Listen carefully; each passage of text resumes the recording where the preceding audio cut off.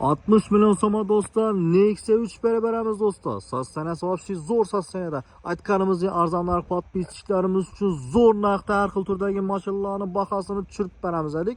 Ina do'stlar, endi navbat Nexia 3 ga hamma mashinadan qo'ydik. Endi Nexia 3 ning bahosini 60 milyon so'm beramiz do'stlar. Matiz'ni pulda, Matiz Sport'ni yili ko'rani pulda 2017-yil kuzovi 18 metan gazlar ham bor do'stlar. Sostanasi zo'r sostanada bo'lgan Nexia 3 ni do'stlar 60 milyon so'm beramiz. Mashina egadan do'stlar oformit etib olasiz do'stlar. Generalniya berilmedi. Salon qismlari akkuratli ko'rib turganlaringizdek.